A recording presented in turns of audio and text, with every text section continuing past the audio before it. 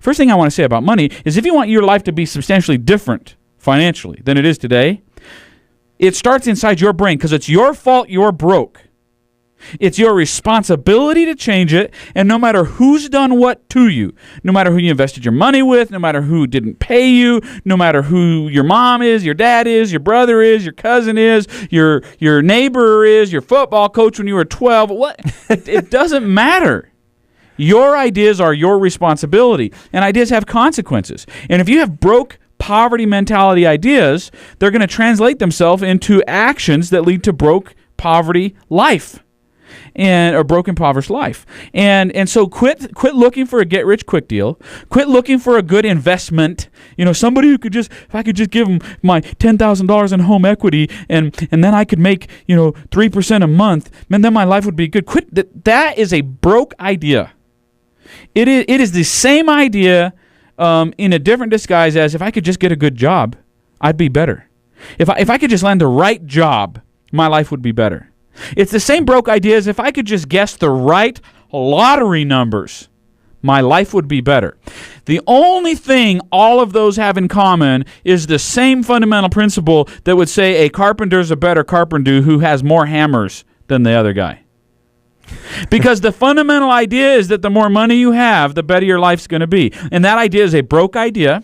It's not true. It's demonstrably false theoretically. It's demonstrably false by principle or theology. It's demonstrably false by practical measurement or empirical evidence. It is a false, broke idea. But you hold it in your head and you act based upon that idea, it would be the same, and it's just as stupid as a carpenter saying, well, for me to be a better carpenter, honey, we got to go buy 3 more hammers.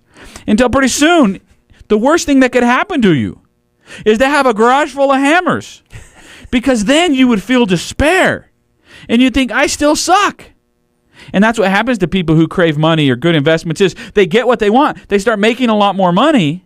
It comes. For those of you who are frustrated and want to go sell your soul, just keep wanting more money. You'll get it at some point in your life, and then you'll realize you still suck. Your life still sucks. I don't mean you still suck as a human being. You're sucking as a human being. You're not living very well because you've been trained, taught, and educated by the socialists. And here's what Karl Marx said. In the 1840s, and it spread throughout the world, the 1840s says, it's not the workers' fault. They're being exploited. And if we all got together, we could all have more money. Now, he didn't say it that way, but he said it very close. And here's what his social arguments were to be more philosophical. He said people wouldn't steal if they had enough money to get what they wanted. That was his basic premise. And he said history is evidence of class warfare, or the haves versus the have-nots. And the reason the have-nots steal and murder and plunder is because they don't have.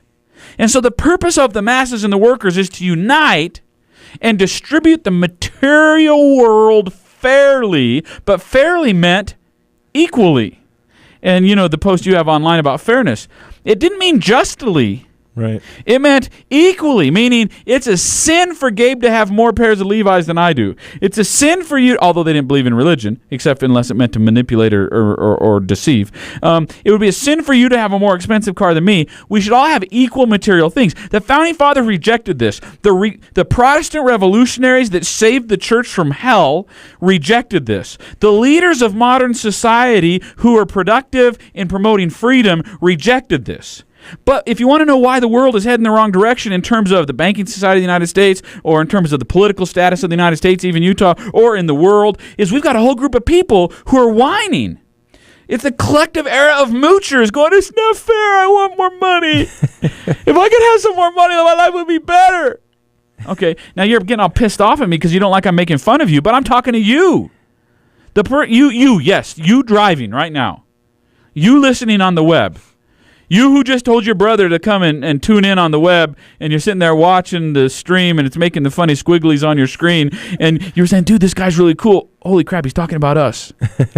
You who think that money is going to make your life better are losers. You're losing. I don't mean you're intrinsically losers. I don't mean inside your soul you're a loser. I'm saying there's a difference. Inside your soul, you know you're a God. You know that Psalms 82:6 is true. You know that Jesus meant what he said when he said you're on the earth to be like him and his Father.